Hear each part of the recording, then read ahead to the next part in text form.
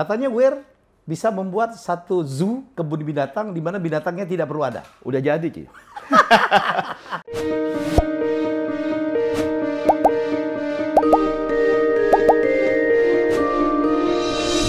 Ya, saya sekarang berkunjung ke kantor dari sahabat saya. Ya, adik saya tapi keren banget. Ini sebenarnya toko branding, tapi kita nggak ngomongin branding. Kalau branding udah habis lah ya. Dia dulu kerja di Landor, kemudian mimpin sendiri perusahaan namanya Weir. Kita ngomong tentang yang lebih gila dari itu. Ya, ini adalah orang yang hebat banget, digital banget. Ya, Daniel Surya. Hai Nil. Apa kabar, Ci? Keren. Dia manggil gue Chief gitu. Ini hebat banget. Nil, cerita dong bro tentang apa perkembangan dunia digital sekarang. Iya, terima kasih Chief Helmi. Jadi kalau kebetulan 10 tahun yang lalu itu saya berganti semacam belajar lagi lah, berganti profesi. Bukan berganti profesi sih, tapi menambah value dari apa yang sudah saya belajarin. Oke. Jadi sebenarnya saya baru 10 tahun. Baru 10 tahun. Belajar untuk masalah yang namanya digital world dan teknologi. Sebetulnya saya ini orang yang masih belajar dari partner saya, si Michael, si Jeffrey, dan yang lain-lainnya. Tapi saya menarik sekali soalnya melihat pengembangan ada 2 pipeline gitu. Satu memang pada saat disruption datang di sebuah negara gitu, saya belajar dari teman-teman juga. Pasti ada pilar-pilar utama yang ke-disrupt teknologinya. Contohnya commerce, muncul e-commerce. Ya. Kemudian setelah e-commerce perdagangan naik di online, isu kedua muncul. Paymentnya gimana? Muncullah e-payment. Oke. Setelah e-payment, bayar-bayar, ngirimnya gimana? Muncullah e-logistik, ride-hailing, dan segala. Tapi kelihatan akhirnya bahwa, the first foundation di China, di US, yang gede-gede itu Alibaba, Amazon, semuanya di Indonesia juga ada pemain-pemain besarnya. Oke.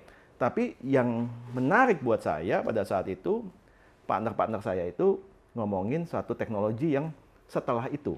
10 tahun yang lalu, ketika e-commerce, e-logistik, yang lain, E-payment.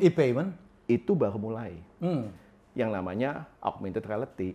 Augmented reality. Ya. Ini gila ya, Daniel dan teman-teman ini dia punya paten dunia augmented reality. Cerita dong, Nil.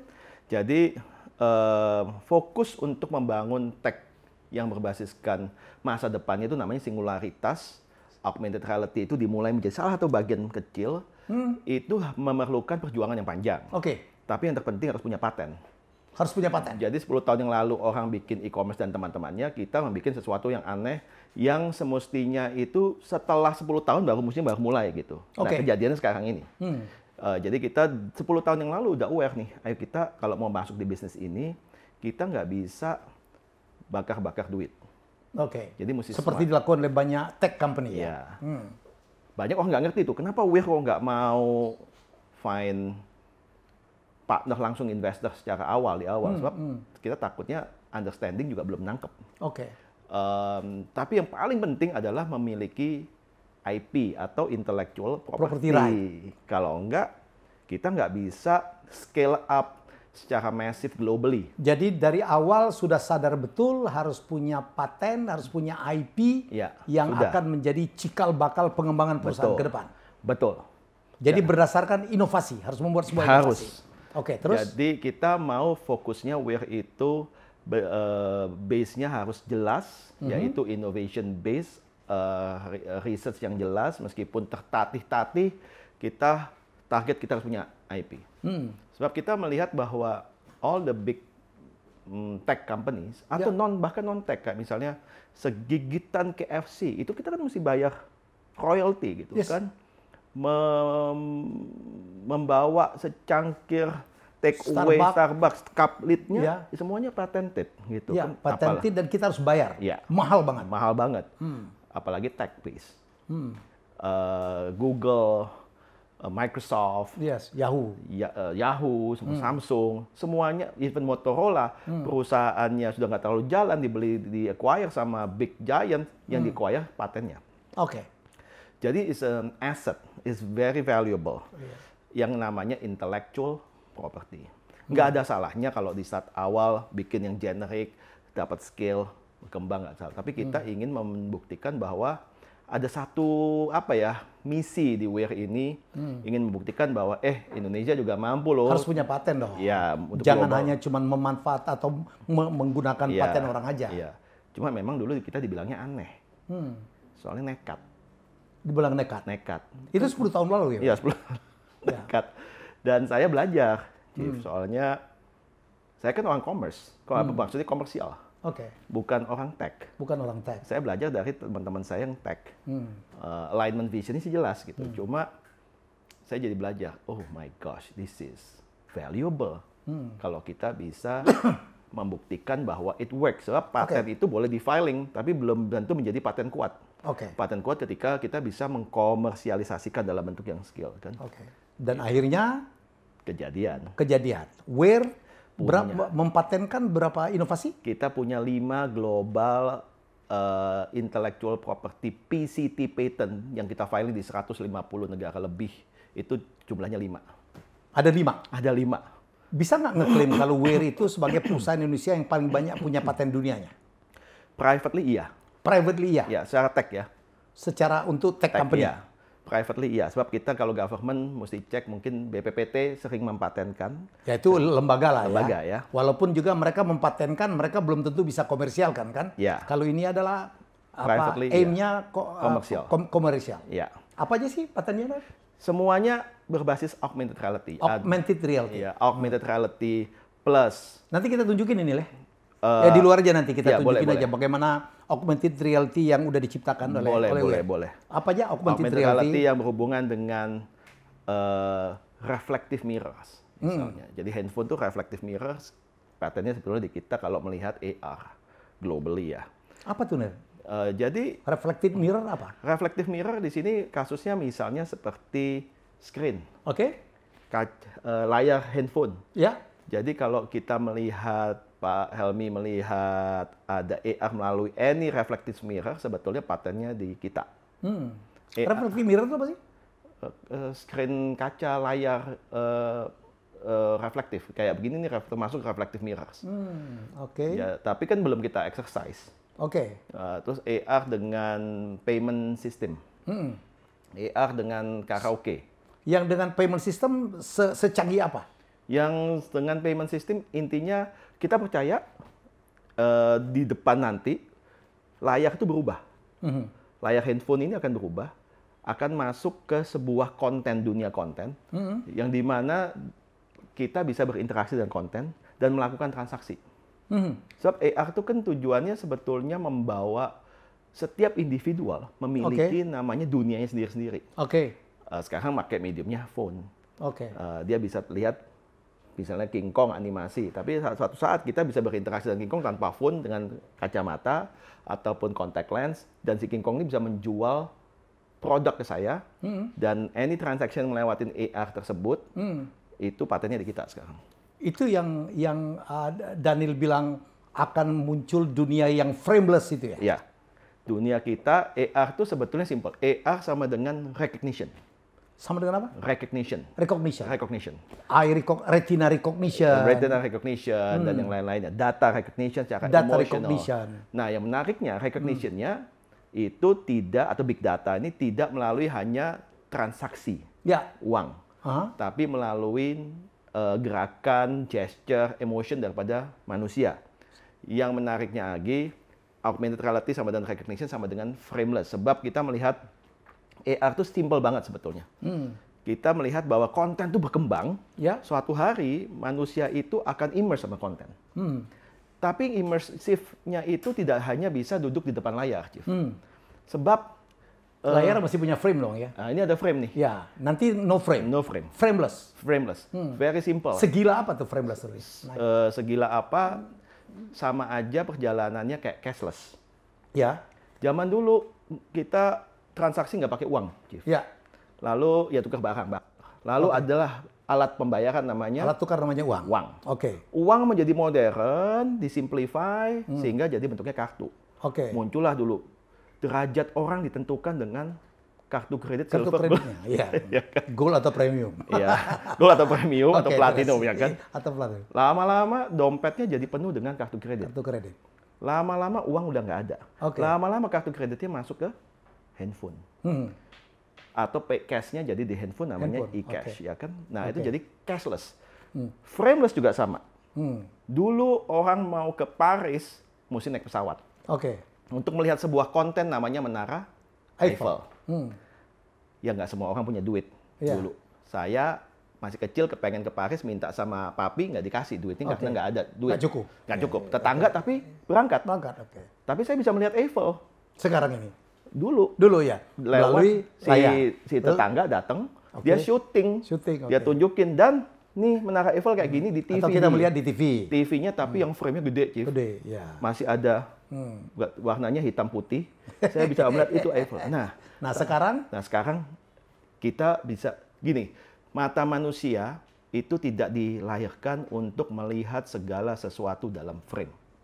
Tapi karena kebutuhan ke dunia dan connectivity dan zaman dulu, akhirnya muncullah televisi, layar, dan hebat banget dunia nih. Bisa bawa akhirnya YouTube, phone, screen. Tapi lama-lama mata manusia itu menuntut satu. Saya mau lihat yang real. Makanya reality yang benar itu mestinya nanti di-augment dengan konten, namanya augmented reality. Augmented reality. Iya, jadi augmented kan sebenarnya penambahan, ya ditambahkan gitu ya. Kedepannya mata manusia itu akan kembali melihat sesuatu tanpa frame. Dan semakin tipis frame-nya, semakin mereka menganggap itu real. Jadi nanti dengan kita ada di kacamata misalnya. Kacamata tuh VR itu sudah mulai bridging kalau kita masukin VR tapi nggak bisa kemana-mana. Kan? Itu udah nggak lihat frame-nya kan? Ya udah ada frame-nya. Tapi abis itu nanti ada kacamata namanya AR, udah ada sekarang. Dan itu kita pakai dunia sendiri, kita bisa tentukan kontennya siapa, mau lihat. Dan itu semua di-connect ke sebuah ekosistem. Dengan cashless, jadi kita bisa melihat. Saya mau ketemu dengan Chief Helmy Yahya dalam bentuk animasi, saya tinggal pick konten Helmy Yahya, hadirkan depan saya, pakai AR punya glasses, saya bisa bicara sama Pak Helmy Yahya, sebab saya bisa kontennya itu, animasinya seorang Helmy Yahya itu bisa dihubungkan dengan artificial intelligence yang sudah terkumpul misalnya di Google. Kalau ketik Helmy Yahya di Google keluar semua kan, dan pakai teknologi yang kayak Siri bisa ngomong itu animasinya. Dan kemudian saya bisa bicara sama Pak Helmy, saya mau beli merchandise-nya Helmy Yahya, connect ke e-commerce-nya Helmy Yahya. Saya bisa payment langsung pakai cashless. Tinggal pilih warna, tinggal pilih size gitu. Commerce-nya udah tersedia, e-commerce sudah banyak sekarang. Payment system yang cashless sudah banyak. Itu yang di Eropa dikenal sebagai second screen itu ya? Ini lebih dari itu? Ini lebih dari itu. Kalau second screen nonton TV, kemudian dilihat, kita pakai handphone, nanti di situ akan blinking, dan itu ternyata jualan. Misalnya ada Glenn Fredly, mendiang lagi perform, jaket atau blinking itu bisa di-push. Dan itu, ini lebih gila dari itu. Sebab mediumnya nanti nggak lagi screen seperti ini, ataupun handphone. Semuanya di handphone? Atau bahkan phone-nya akan berubah ya. Jadi handphone itu yang sekarang kita lihat akan berubah. Jadi nanti handphone semuanya ditarik ke kacamata. Akan ditarik menjadi sebuah. Jadi gini, tubuh manusia ke depan itu adalah gadget. Tubuh manusia adalah gadget. Tubuh manusia itu adalah gadget. Di AR pemikirannya mesti ke sana. Tapi bukan berarti yang nanemin chip itu bukan ya? Sudah dilakukan juga kan? Sudah dilakukan juga. Ya, tapi yang dipunyain oleh Wear bukan itu? Bukan, kita membangun platform yang mengumpulkan emotional big data. Emotional big data? Apa sih ini emotional big data? Ya, kita bisa melihat sifat, not only gender, karena ada kamera, kita bisa melihat ekspresi wajah daripada konsumen, sehingga itu bisa digabungkan dengan transaksi. Saya dengar Wear bekerja sama dengan satu chain minimarket, ya sudah secanggih apa Wir? Itu kita sudah, kalau yang di minimarket ini kita sudah memasang kios-kios untuk sebetulnya bisa mengcapture big data sebetulnya. Tapi dalam bentuk yang masih sangat konvensional karena masih relevan untuk membangun. Saya dengar bisa dapat record ya, bahwa barang apa yang paling banyak dipegang, barang apa yang paling banyak dibeli, happy tidak expressionnya gitu ya. Betul. Seneng atau enggak dengan barang tersebut. Masih basic, tetapi sudah bagus sekarang. Tapi kedepannya akan lebih dari itu. Sebab ini is just a beginning. Sudah mulai di-collect. Kita bisa membantu brand bahkan di minimarket tersebut untuk tahu, konsumen tuh suka ternyata warna packaging ini atau tidak. Ternyata mereka lebih suka kalau mereka ada konten yang interaksinya seperti ini. Oke. Jadi kita akan menjadikan penggabungan sama namanya transactional data. Sebab kalau orang terjadi data transaksi, belum tentu kita bisa tahu dia happy apa enggak. Oke. Kalau ini bisa kita lihat moodnya seperti apa. Itu yang disebut dengan emotional big data. Ya. Jadi akan dapatkan satu informasi yang sangat bermanfaat untuk develop the product. Banyak orang menyangka AR cuma for gimmicks. Tapi sama ketika e-commerce dulu pertama kali muncul. Dianggap main-main ya? Iya, Sekarang udah semuanya e-commerce. Orang banyak menyangka Elon Musk ngapain mesti terbang ke space. Iya, outer space. Iya, tapi sahamnya naik terus kan, Chief. There's people yang believe untuk the future, the next-nya apa gitu. Nah, sekarang buat kita, alhamdulillah, dengan adanya pandemi ini, AR menjadi hype naik. There are so many AR company going listing di luar dengan future yang luar biasa gitu. Tapi yang penting adalah untuk membangun bagaimana sebetulnya setiap teknologi itu bisa relevan dengan pasarnya. Kalau kebetulan di Wear kita ingin bisa Indonesia tuh nggak ketinggalan untuk teknologi. Saya dengar punya rencana untuk listing di luar negeri ya? Amin. Amin, amin. Wah iya dong, harus amin. Ada perusahaan Indonesia yang listing di luar negeri. Amin. Dan ini Wear murni foundernya adalah semua orang Indonesia. Tidak ada orang luar. Nggak ada. Jadi nggak ada cerita nanti ada perusahaan cuman namanya aja Indonesia tapi investornya, foundernya orang luar. Ini bukan. Bukan. Saya dengar Daniel dengan teman-teman mendapatkan banyak sekali penghargaan di Silicon Valley di. Oh iya. Cerita dong. Boleh. Jadi kita sempat 2 kali berturut-turut tahun 2015. Oke. 2016 Best AR Campaign Company di Best AR Campaign Company di AWE, itu Augmented World Expo, itu kayak Oscar-nya AR di Silicon Valley. Kita dapat I40 Award dari sebuah media yang di award di London Stock Exchange. Jadi 40 perusahaan terinovatif versi London Stock Exchange itu kita sempat dapat beberapa tahun yang lalu. Ya ini keren. Iya, kerja keras. Kemudian kemarin sempat diminta mewakilin Indonesia di Davos. Dan semua karya anak Indonesia. Iya. Tulen. Indonesia. Kita jadi udah punya 5 paten. Iya. Ini udah semuanya dalam taraf sebentar lagi monetizing atau mungkin udah ada yang monetizing ada satu udah mulai monetizing. Yang mana tuh? Yang lebih ke karaoke. Ya. Karaoke? Iya. Soalnya udah mulai ditanya sama banyak perusahaan karaoke yang sekarang jadi seperti apa karaoke ini? Karaoke-nya bisa di mana-mana, di rumah. Sebab sekarang pandemi kan susah banget. Jadi nggak perlu ke gedung karaoke, nggak perlu ke Inul, nggak perlu ke... Enggak. Konten. Datengin penyanyinya ke rumah. Datangin penyanyi ke rumah? Iya, datengin penyanyinya ke rumah. Nyanyi di depan kita? Dan kita bisa nyanyi? Bisa. Wear katanya yang membuat Pak Jokowi yang hologram bisa ngomong itu. Salam sejahtera bagi kita semua. Om Swastiastu. Iya, yang sempat viral. Meskipun jadi animasinya masih standar. Standar. Jadi ada Pak Jokowi, hai saya Jokowi gitu. Itu adalah karya dari teman-teman gila di Wear. Iya, gitu. Sebetulnya untuk men-cheer up sahabat kami, salah satu BOD kami yang kena COVID di rumah sakit, jadi kita kirimin itu. Gitu. Nggak tahu viral. Itu. Iya.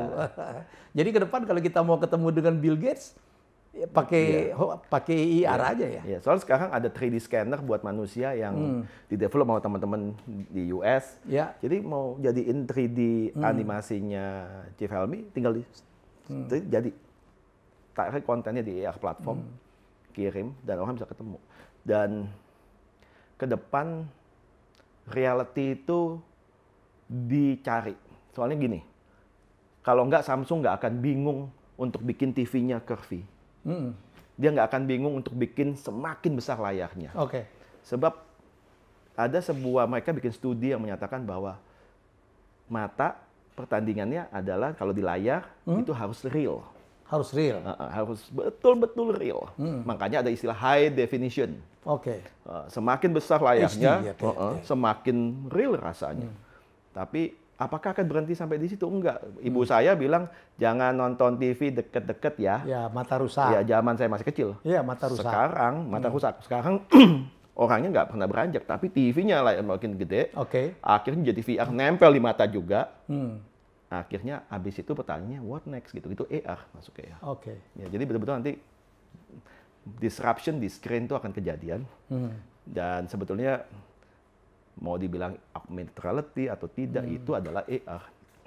Katanya Weir bisa membuat satu zoo, kebun binatang, di mana binatangnya tidak perlu ada. Udah jadi, Ci. Ada di Jogja. Ada di Jogja? Iya. Apa, ini pesanan Yeni Wahid? Iya, kebetulan project yang kita kerjakan untuk Ibu Yeni. Oke. Dan Ibu Yeni punya hati untuk anak-anak di Jogja. Oke. Dibikinlah kebun binatang. Jadi tanpa kecil aja tuh ya? binatang. Kecil aja. Kecil Kebun ya? binatang tanpa binatang, nggak perlu kasih makan, nggak perlu bersihin kandang. Di kandang. Dan bisa binatang apa aja. Bisa termasuk binatang binatang yang udah ada. Iya. Dinosaurus sekalipun Dinosaurus ya? ada, ya. Jadi cuma ada patung aja? Jadi cuma lokasi aja. Lokasi aja? Ada marker yang kita taruh. Oke. Lalu anak-anak datang, kebetulan Oke. masih gratis. Cip. Oke. Dikasihin tablet Oke. yang udah kita desain. Mereka tunjukin cari binatangnya. Cari Ada binatangnya. singa, ada macam-macam. Hidup Ada. dah itu dah? Hidup, ya.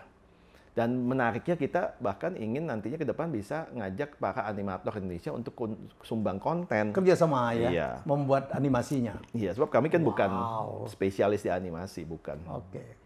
Sekarang masih apa? Bekerja sama dengan animator Ya, di mana Indonesia? aja. Kita di Indonesia ada kerjasama sama animation company. Oke.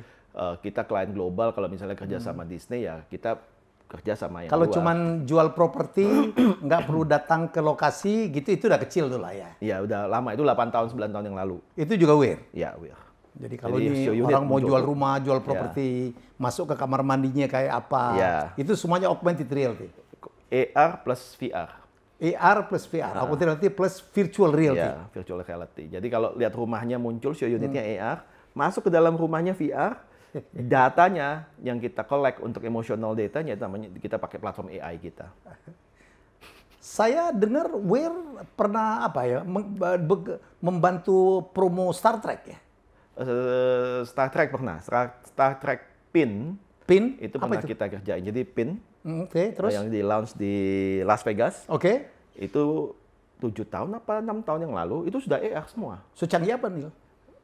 Ya lumayan canggih pada masa itu. Kalau sekarang udah biasa. Bisa ngapain itu? Jadi pinnya dipakai, download apps-nya, ditunjukin ke pinnya, keluar enterprise, pesawat terbangnya, konten-kontennya keluar semua. Dan itu memang pada saat itu ditujukan untuk para fan gilanya Star Trek. Trekkies. Iya, Trekkies. Saya salah satu Trekkies. Oh, Ya, ya.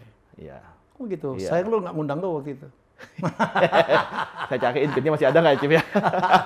Jadi download pinnya langsung hidup. Oke. Ya, itu luar biasa. Kita yang banyak di kerja. yang di galeri atau museum lukisan di mana lukisan digini langsung hidup itu juga ya Weir juga. Ada, ya. Ada. Kita sempat bikin beberapa project. Salah satu yang menarik itu, ada 2 project yang saya ingat. Satu, Hendra Gunawan punya painting. Painting ya. Di- Yang pemiliknya banyak Pak Ciputra ya. Iya. Yang di mana? Di Lotte. Bukan, ini yang di museum, Museum Macan? bukan, museum di kota, aduh saya sampai lupa. Itu hidup itu sempat. Itu dihidupkan, videonya ada di YouTube sekarang. Dan Oke. itu sudah kejadian 7 tahun lalu. Lalu yang kedua, lukisannya Astro Boy-nya Pak Mohtar Sarman. Yang Astro Boy langsung Iya, terbang itu. Ya? kelar. Itu kita bikin bahkan pakai kacamata augmented reality. Jadi Astro Boy-nya keluar dari lukisan, tapi lihatnya nggak pakai handphone lagi, tapi pakai kacamata. Dan kacamatanya kita kerjasama sama Microsoft. Dan ini betapa bahwa semula kayaknya main-main ya. Iya. Iya, tapi ke depan itu akan mempengaruhi kehidupan Iya, manusia ya. iya. It's part of kehidupan. Kalau banyak orang bilang masa depan singularitas, singularity adalah membuat manusia semakin menjadi advance atau Oke. pandai sekali, pintar. Tapi bukan karena dia baca buku, belajar sampai malam-malam minum kopi terus, Oke, enggak. Tapi oke. manusia itu memakai banyak sekali artificial intelligence buat mereka membantu kehidupan mereka lebih baik. Language nanti belajar language aja sekarang sudah ngomong bahasa apa keluar apa gitu ke Ya. depan. Kedepannya singularitas itu very simple sebenarnya. Bikin Ya. manusia lebih canggih, lebih praktis. Payment kalau bisa nggak hilang-hilang, Ya. masuk di dalam kulit katanya gitu kan. Screen akan berubah, masuk jadi tubuh Di manusia kacamata, itu ya, jadi oke. gadget. Sebetulnya sekarang sudah dilakukan dalam arti cara manusia nggak sadar, kita pakai wearables, bisa smartwatch misalnya. Smartwatch, oke? Smartwatch bisa measure banyak hal, Ya. nggak hanya langkah tapi dan jantung, Kolesterol. Kemarin di acara kita kebetulan punya event namanya Disrupto. Di acara Disrupto tahun 2020 kita udah undang pembicara yang khusus bikin elektronik tato yang ditempel di tubuh. Elektronik tato. Elektronik tato. Tato elektronik. Iya, sudah ada dan tujuannya untuk membantu kesehatan. Jadi kalau ada serangan atau apa atau gula darah semua bisa di-measure. Itu semua tubuh itu kalau Singularity University kan mikirnya gitu. Ya, jadi ini saya lupa nih. Jadi Wear juga teman-teman ini Daniel Surya adalah founder atau yang membuat Disrupto yang mungkin suatu event yang luar biasa. Sudah 3 tahun ya? 2 Udah tahun? 3 tahun. 3 tahun. Udah 3 tahun. Saya 2 tahun tampil jadi pembicara. Ih, keren banget. Makasih jadi Wah, cerita, tapi ternyata saya adalah hanya salah satu dari pembicara-pembicara hebat ya yang hadir di situ. Jadi bicara tentang teknologi masa depan, waktu itu saya bicara tentang transformasi TVRI. Nil, saya hanya ingin bertanya sesuatu, minta klarifikasi. Apakah betul ya betapa sulitnya inventor Indonesia untuk mempatenkan karyanya di Indonesia? Iya. Dan juga di dunia.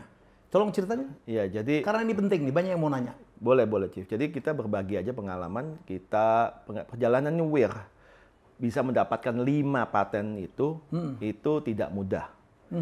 Satu bukan hanya masalah biaya, tetapi masalah informasi, knowledge yang bisa kita dapat di Indonesia sendiri. Jadi kita cari itu belajar sendiri. Kita mengenal istilahnya namanya PCT, Patent Corporation Treaty, pertama kalinya. Patent Corporation Treaty, ya. perjanjian Paten. Paten. So, ya. Oke. Kita belajar kenal sama WIPO pertama kali WIPO, itu 10 WIPO, tahun. World Intellectual Property Organization. Betul. Di Geneva, di Wina. Wina. Wina, oke. Betul. Dulu kalau nggak salah Chandra Darusman di situ ya. Yang mewakili Indonesia ya. Wakil Indonesia. Betul. Oke, terus? Dan yang paling berat adalah betul-betul mengangkat bahwa understanding bahwa ada loh yang technology based PCT yang bisa mendatangkan keuntungan buat Indonesia. Sebab kalau kita punya paten, kita filing di Indonesia, maksudnya pembayarannya datang licensing payment-nya ke misalnya bank di Indonesia, ya Indonesia juga yang dapat uang. Apalagi kalau yang pakai dari global. Dan itu sulit banget. Itu sulit banget. Akhirnya kita lakukan semua sendiri. Kita tidak menunggu, sebab kami tahu kalau kita mau masuk di ER, kita nggak boleh nunggu. Sedangkan di Indonesia pada saat itu kita masih bercoba lagi masih dalam proses bahasan terus sama teman-teman di sini. Ya kami sangat bersyukur sebab kalau nggak salah 4 tahun yang lalu Mas Triawan bilang kita udah jadi anggota WIPO gitu. Baru 3-4 tahun yang lalu? Kalau nggak salah iya. Sedemikian tertinggal. Iya, jadi kita 10 tahun yang lalu udah mulai kita mendaftarkan. Nah, untuk pendaftaran satu paten, kalau satu penemuan, satu inovasi kalau udah diterima, itu perlu kita untuk membayar sejumlah uang untuk memayungi proteksi. Tapi belum tentu bisa kita komersial di negara-negara yang kita tuju. Misalnya ada yang mau pakai paten kita dari Amerika. Jadi setelah bayar payungnya, kita harus bayar lagi angka sejumlah uang untuk bisa dikomersialisasikan di sana. Dan itu negara per negara ini, negara per negara. Dan it takes money. Iya, kalau misalnya satu negara $5.000 aja, kaliin aja 150 negara. 500.000. Exactly, itu satu penemuan. Untuk bisa dikomersialisasikan. Oke. Kalau itu mendaftarkan ke internasional ya. Kan tadi seolah-olah gambarannya betapa sulitnya, ada nggak regulasi Indonesia yang juga menjadi penghambat atau menjadi sesuatu yang harus dilaluin gitu? Sebetulnya lebih ke masalah understanding sih. Wawasan. Jadi kalau kita ngomong paten kan nggak lebih dari mematenkan merek ya. Iya. Sebab saya orang branding. Orang branding ya. Jadi ini sebuah penemuan, inovasi yang sifatnya masih belum. Kalau merek mah gampang ya. Lain ya. Nah itu Kalau penemuan beda banget. di Indonesia susah. Susah banget. Susah banget. Dan Lebih kemana tuh? Tidak ada lembaganya atau mungkin orang-orangnya lembaga tidak ada. mengerti? Mungkin lebih ke understanding. Lebih kepada mungkin tidak tahu aturannya yang benernya. Iya, mungkin lebih ke sana, Chief. Karena saya Daniel, saya stop. Saya mancing aja. Karena dulu saya sebagai komisioner dari satu kompetisi entrepreneur, saya pernah mengasuh seorang inventor Indonesia. Ya, seorang doktor ya. Dia menemukan edible bioplastic. Waktu itu kita udah dapat deal dari satu perusahaan mie instan terbesar Indonesia untuk mengganti itu loh, yang aluminium foil yang dalamnya ada ingredient itu diganti aluminium foil diganti edible bioplastic, Neil. Dan untuk riset ini mahal banget. Ya, itu dibuat dari rumput laut. Jadi kebayang nih, misalnya bumbu apa itu, kan kalau kita robek-robek kan repot, dan kemudian ini kan tidak ramah lingkungan. Ini kan dari edible bioplastic. Jadi plastik yang bisa dimakan. Jadi tinggal cemplung doang. 2 tahun kita nggak nembus tuh. Itu urusnya kemana? Akhirnya kalau nggak salah kita give up, dia give up gitu. Iya, saya dengar udah direbut oleh, didukung oleh negara-negara lain. Ya. Saya dengar Indonesia tuh bisa mempatenkan dunia setahun berapa nih? Jadi yang saya pengalaman 5 tahun yang lalu itu Indonesia filing PCT ya. PCT? Keluar WIPO 8 sampai 9, max 10. 1 tahun? Setahun. Korea Selatan? Korea Selatan 8 sampai 10 juga sehari. Tapi bukan hanya sehari saja, dari satu company namanya Samsung atau LG. Jadi ingat ya, Indonesia seluruh 8, 9, 10 setahun. Korea Selatan 8 sekitar sehari. Per company. Per company? Iya, Samsung itu filing sama LG sekitar 8 sampai 10 PCT filing ya Pak? Tiap hari? Tiap hari. That's the reason why mereka bisa compete sama Apple di pengadilan. China dulu nggak punya IP PCT. Sekarang ratusan ribu. Tiba-tiba Samsung bisa mengalahkan iPhone ya kan? Mereka nggak akan bisa compete illegal kalau nggak punya intellectual property. Saya habis ini mungkin akan ke Pak Bambang Brojo ya sebagai kepala BRIN untuk menanyakan ini apa yang kita bisa lakukan untuk mendukung para inventor Indonesia supaya mendapatkan kemudahan. Saya dengar banyak sekali invention kita diambil di Singapura, Malaysia ya. Banyak. Awalnya mereka tuh niru modelnya Finland. Jadi kalau Chief Helmi mungkin pernah tahu juga Microsoft, mungkin Bill Gates punya cuma kecil persentase of the company, tapi Bill Gates punya company di Finland, dia sendiri, yang dimana semua patennya dia taruh di company dia sendiri. Microsoft bayar license ke perusahaan dia sendiri di Finland karena pajaknya kecil, fasilitasnya banyak. Terjadilah transfer price yang gede-gedean dari Amerika ke Finland. That's what Singapura sama Malaysia are doing. Ya, sekarang. Dan banyak sekali inventor Indonesia yang sekarang justru ditangkap oleh Singapura, Malaysia. Singapura, Malaysia melakukan apa nih? Ya, scouting, good innovation yang belum ada IP-nya, dibayarin IP-nya. Dibayarin? Iya, dibayarin pendaftarannya. Terus dikasih fasilitas, dikasih di nurture. It's like kayak incubation tapi buat IP, IP hub. Dikasih kantor gitu ya. Terus di-connectin sama... Saya ingat kalau 10 tahun yang lalu, pelukis-pelukis Indonesia disuruh bikin galeri itu, dibayarin semua di Singapura. Hampir sama. Dibairin semua, nggak dibikinin galeri, nggak perlu bayar. Karena orang Singapura itu kan mungkin jago finance, tapi mereka itu talentnya tuh hampir nggak ada. Jadi saya banyak sekali galeri-galeri di orang Indonesia yang dibayar oleh Singapura. Ini terjadi juga dalam dunia invention. Sama. Jadi I think karena mereka memang financially very savvy. Kalau dulu mendapatkan salah satu big chunk of revenue-nya datang dari jualan properti ke Indonesia sama orang China mungkin, Chief. Sekarang propertinya udah penuh. Udah mulai saturated ya. Kemudian, tapi ada satu properti lagi nih, yaitu intellectual. Yang dimana kalau beli properti, orang mesti datang nikmatin situ kan. Kalau intellectual property, physically kita nggak perlu ke di Singapura, tapi jadi hub juga ya dia? Iya, jadi hub. Dan semua kan dengan persyaratan. Kata syaratnya mudah sekali nih, Le. Cuman asal bikin rekeningnya di Singapura ya. Ya, salah satu persyaratan yang cukup krusial adalah mesti set up entity di negara tersebut, di Singapura atau Malaysia. Kemudian set up di entity. Ya. Dan hey, Anda tahu tidak, membuat perusahaan di Singapura tuh it takes only 2 hours. Betul.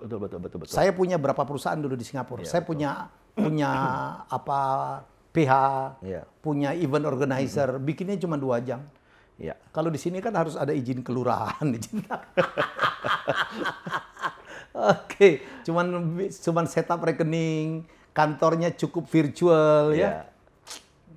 Kita harus belajar banyak. Patennya selama didaftarkan melalui Singapura. Ada di own oleh patennya, ownership-nya adalah perusahaan kita yang ada di Singapura. Di Singapura. Licensing kan pembayaran nanti masuk ke perusahaan kita yang ada di Dan Malaysia juga melakukan itu ya? Sama. Mirip. Larilah. Iya. Inventor-inventor Indonesia. Jadi ini yang saya bilang, teman-teman, barangkali bapak-bapak yang sekarang punya kekuasaan, jadi saya pikir ini PR besar kita. Kita selalu bangga, wah orang Indonesia jenius gitu ya. Apa yang terjadi? Saya baru saja ngebahas dengan Pak Dahlan apa yang terjadi pada Ricky Elson. Yang bayangin ya 10 tahun lalu udah ngomong tentang mobil listrik. Iya. Gue kan pernah bercanda sama Pak Dahlan. Pak Dahlan itu sebenarnya kalau dulu berhasil udah jadi Elon Musk. Udah lewat Tesla karena dia ada 10 tahun ngomong itu tuh nih. Iya, betul. Jadi betapa mendapatkan, saya nggak tahu lah apa persoalannya, apakah politik atau apa gitu. Apakah masalah bisnis. Ya tadi saya kontak Ricky Elson, saya mau bicara tuh. Karena dengan Pak Dahlan waktu itu, ya kita sekarang udah jauh ketinggalan, orang udah mulai. Padahal kan kita tahu kayak mobil listrik aja kan baterainya kan paling banyak kan Indonesia karena nikel itu di Indonesia. Tapi begitulah kita. Jadi banyak sekali paten-paten yang penemuan yang tidak bisa berkembang ya. Apa pandangan Daniel tentang ini sebagai orang yang berada di dunia itu? Mesti saya lihat sih daripada tidak sama sekali, mendingan terlambat tapi action cepat. Oke. Jadi kalau kita nggak mau kehilangan all the great talent yang eventually jadi all the great talent, all the great invention gitu ya. Yang eventually bisa jadi keuntungan yang luar biasa besar buat Indonesia. Dari IP. Dari IP, mestinya sekarang dibangunlah sebuah sistem structure IP hub yang benar. IP hub yang benar. Betul. Ya kita berharap lah ya dengan menteri baru ya. Menteri Aircraft kita adalah Sandi Uno. We have to talk about this. Saya akan mungkin juga menghadap atau mengundang Pak Bambang Brojo. Ya, barangkali Om Daniel bisa sharing lah gitu sebagai orang yang ngalamin betul bagaimana proses itu, bagaimana hambatan-hambatan terjadi. Mungkin kadang-kadang bukannya mereka nggak mau bantu karena ngeri salah. Karena saya juga pernah di pemerintahan Nil gitu ya. Karena don't know what to do, ngeri berbuat salah. Jadi menurut saya ya kita harus melakukan ini supaya yang tadi akan banyak IP yang didaftarkan atas nama perusahaan Indonesia. Bukan perusahaan orang Indonesia yang tetapi terdaftar di Singapura, terdaftar di Malaysia atau di Finland barangkali ya. Ada banyak, Bu. Banyak ya? Banyak. Kalau Om Daniel semua karyanya Indonesia? Indonesia, tapi ada 2 paten kita udah melanglang buana juga sih, Chief. Karena alasan protection. Sebab gini, negara-negara yang menjadi IP hub itu tidak hanya memberikan proteksi, tidak hanya memberikan uang, tapi mereka memberikan legal protection. Jadi yang berfight itu the best lawyer dari negara tersebut, kita tidak perlu bayar apapun. For the sake of the country dong ya, bukan justru tidak dibantu. Jadi ya kita mencoba akhirnya menjadi lebih realistik terhadap, apalagi kita mau ready menjadi pemain global. Kita belajar dari US, yang Microsoft yang akhirnya juga banyak lari ke Finland misalnya. Itu setengah Silicon Valley, Chief. IP-nya ada di... Makanya kalau mereka ada event namanya Adanya Slash. Di Finland? Iya, Finland. Kalau ada event namanya Slash yang gede itu kan half of Silicon Valley pasti attend. Finland tuh negara kecil aja gitu ya, tetapi gila ya. Kita pikir lu cuma menghasilkan apa ya, Finland tuh kayu gitu ya. Ya, tapi kan ternyata di situ ada Nokia ya segala macam. Ya. Jadi mereka sangat aware dan sangat savvy memberikan platform buat tech innovators. Termasuk Angry Bird itu kan Finland ya. Skype juga Estonia ya, tapi Skype ya itu semuanya filingnya di Finland. Saya dengar Weir punya game juga ya, kayak Pokemon Go ya? Iya, namanya Minar. Apa? Minar. Iya, Minar. Kalau Pokemon Go nyari monster, kalau ini nyari cari koin sama batu dapat points langsung tukar ke minimarket atau ke restoran atau kemana-mana. Sebetulnya it's all about kembali lagi data sih. Data. Iya, data, Chief. Wah. Menarik ya memang. Sebelum selesai saya pengen Om Daniel Surya ngomong dong untuk barangkali mungkin ada yang bisa disampaikan ke pemangku kepentingan atau justru kepada inventor-inventor anak-anak muda yang punya ide-ide besar apa yang harus dilakukan untuk supaya bisa mempunyai IP. Wow, oke. Kalau untuk ke pemangku mungkin lebih lihat kita ini ada dan memang dari dulu kalau kita duduk ngopi atau siapapun, ini bukan rahasia umum, orang Indonesia itu hebat-hebat. Dan sebetulnya kalau Singapura punya 5 juta, 6 juta orang, 10% aja, paling baru 500.000. Kita ada banyak sekali. Potensi IP-nya besar sekali. Tinggal lebih diperhatikan dan dibangun sistemnya. Buat teman-teman inventor, jangan give up, jangan putus asa, jangan cuma berdagang atau membangun invention-nya based on commercial. Commercial atau ya, commercial dan idealis lah, tapi juga mesti mikirin protection-nya. Sebab dan jangan takut untuk explore, lihat kesempatan-kesempatan kalau di Indonesia belum ada di luar gitu. Oh gitu ya. Baik, sebagai penutup, untuk melengkapi siapa Daniel Surya, dia sebenarnya adalah orang branding dulu di Lender. Lender itu adalah satu perusahaan branding dulu yang bikin gempar, membranding, merubah brandnya Garuda dan sebagainya. Dan Daniel akhirnya bikin sendiri namanya Weir ya. Weir ini grupnya. We Indonesia Rule. Ya, We Indonesia Rule. Ya, jadi perusahaan anak Indonesia membrandingnya, termasuk yang membranding merubah logo TVRI yang jadul itu saya dibantu oleh Daniel. Dan ini bukan perusahaan ecek-ecek. Perusahaan ini dia juga levelnya internasional. Banyak brand yang sudah dibuat. Kalau Indonesia brand apa aja? Metro TV. Oh, banyak sekali sih. Uridu ya. Banyak Indosat Uridu, klien kami. Banyak sekali sih. Kita kalau bisa dibilang hampir semua blue chips kita pegang sekarang. Semua blue chip tuh pegang oleh Weir, logo brandingnya. Tapi bukan itu aja ya. Jadi mereka tuh saya ngalamin sendiri. Waktu dia kami mengganti logo TVRI itu bukan cuma logo. Jadi dia ngajarin tentang merubah corporate culture dan dilakukan sosialisasi. Itulah yang kemarin membuat TVRI itu berhasil secara branding. Dan saya kasih tahu, ya Weir ini juga memegang beberapa negara ya untuk membranding beberapa negara. Negara apa aja? Myanmar. Negara Myanmar brandingnya dipegang oleh Weir. Terus kita Malta kita bikin technology tourism, digital tourism. Terus kita sempat pegang presidennya kampanye Nigeria dan menang. Campaign secara digital. Iya. Jadi nggak perlu keluar duit cuma gitu ya. Iya, banyak banget. Kita udah lakukan lebih dari 1.000 plus project di lebih 20 negara. 1.000 plus project di lebih 20 negara. Iya, dan ya hampir semuanya. Thanks Daniel. Sama-sama. Jadi teman-teman, kita punya seseorang yang sangat Indonesia namanya Daniel Surya. Ya, dan karyanya luar biasa, mendunia, punya paten mendunia dan sangat nasionalis dan juga mempunyai karya-karya juga yang diakui di Silicon Valley, di London Stock Exchange ya, dan di berbagai negara. Semoga akan muncul banyak sekali Daniel Surya lain, ya belajar banyak.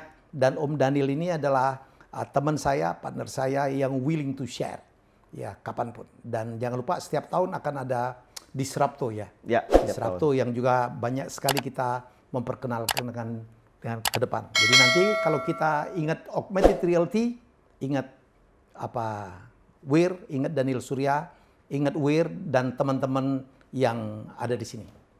Nice to be with you. Thank you, Chief. Bro. Luar biasa. Honored. Thank you very much. Thank you. Bye-bye.